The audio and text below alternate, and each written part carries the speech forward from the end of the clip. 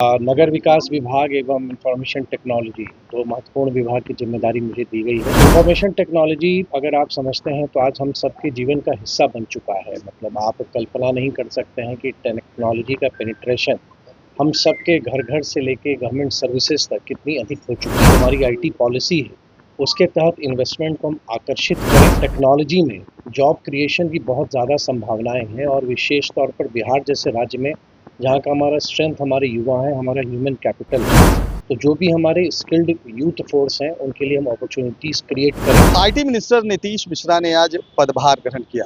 पदभार ग्रहण करने के साथ ही उन्होंने कहा है कि बड़ा ही महत्वपूर्ण विभाग है और कहीं ना कहीं सरकार ने जो 1 करोड़ रोजगार देने की घोषणा की थी, उसमें कहीं ना कहीं ये विभाग कारगर कदम उठाएगा।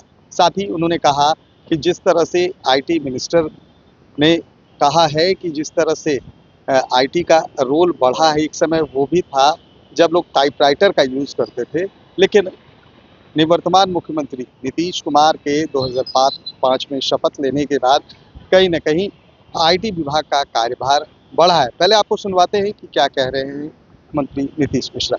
देखिए, सर्वप्रथम तो हम अपने नेतृत्व का और माननीय मुख्यमंत्री जी के प्रति आभार व्यक्त करेंगे कि उन्होंने पुनः मुझे मंत्री परिषद में शामिल किया है और बिहार के लोगों के लिए और बिहार की प्रगति के लिए काम करने का अवसर दिया है। नगर विकास विभाग एवं इंफॉर्मेशन टेक्नोलॉजी दो महत्वपूर्ण विभाग की जिम्मेदारी मुझे दी गई है। आज हम इंफॉर्मेशन टेक्नोलॉजी के डिपार्टमेंट में हम उपस्थित हैं, जिसमें हमारे विभाग के सचिव एवं तमाम वरीय पदाधिकारी भी हैं। इंफॉर्मेशन टेक्नोलॉजी अगर आप समझते हैं तो आज हम सबके जीवन का हिस्सा बन चुका है। मतलब आप कल्पना नहीं कर सकते हैं कि टेक्नोलॉजी का पेनिट्रेशन हम सबके घर घर से लेके गवर्नमेंट सर्विसेज तक कितनी अधिक हो चुकी है।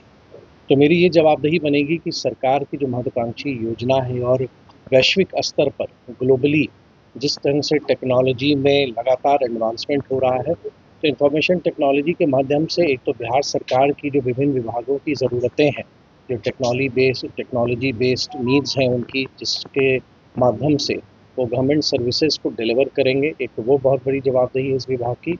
साथ ही साथ जो हमारी नीति है, जो हमारी आईटी पॉलिसी है, उसके तहत इन्वेस्टमेंट को हम आकर्षित करें, क्योंकि आप अवगत होंगे कि टेक्नोलॉजी में जॉब क्रिएशन की बहुत ज़्यादा संभावनाएं हैं और विशेष तौर पर बिहार जैसे राज्य में जहाँ का हमारा स्ट्रेंथ हमारे युवा हैं, हमारा ह्यूमन कैपिटल है। तो जो भी हमारे स्किल्ड यूथ फोर्स हैं उनके लिए हम अपॉर्चुनिटीज़ क्रिएट करें।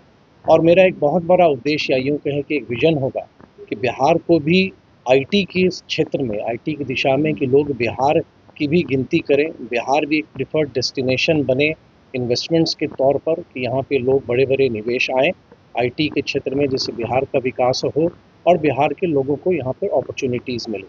एक दौर वो भी था जब बिहार ने देखा था, जब यहाँ का नेतृत्व कहता था कि आईटी वाईटी क्या होता है। वहाँ से उस रेमिंगटन टाइपराइटर से बिहार की यात्रा जब 2005 में एनडीए की सरकार बनी, तत्कालीन मुख्यमंत्री नीतीश कुमार जी के नेतृत्व में, आज वहाँ से हम विश्वान से लेके सेकलैन से लेके आज हम आर्टिफिशियल इंटेलिजेंस की भी बात हम करते हैं।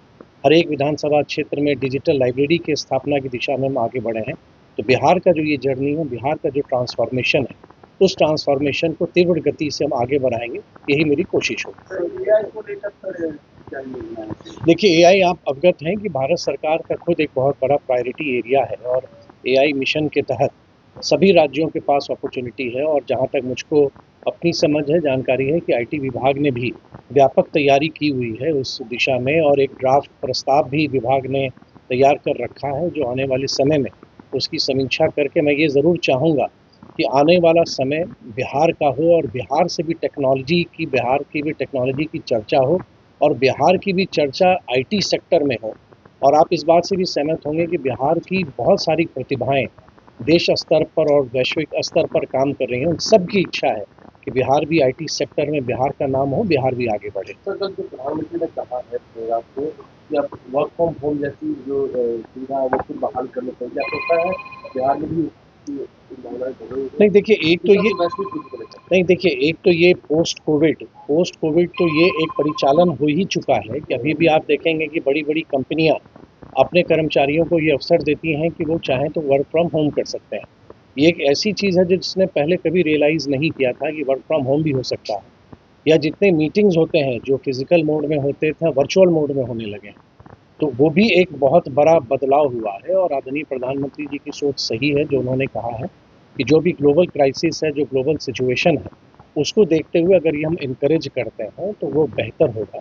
और मुझको लगता है कि इसका पालन लोग कर भी रहे हैं और प्रधानमंत्री जी के कहने के बाद स्वाभाविक रूप से इसमें और भी बढ़ोतरी होगी। तो आपने नीतीश मिश्रा को सुना कहते हुए नजर आ रहे हैं कि जो युवाओं को आईटी के जरिए नौकरी दी जाएगी, वही उन्होंने कहा है कि एआई का ज़माना है, पूरा देश इस पर काम कर रहा है, अब बिहार में भी इस पर काम होगी। आज पदभार उन्होंने ग्रहण किया है आईटी मिनिस्टर के रूप में और साफ तौर पर कहा है कि आईटी अब आगे और भी बेहतर काम करेगा। कैमरा पर्सन गोलू के साथ सुधेंद्र रमन, NBC 24 पटना।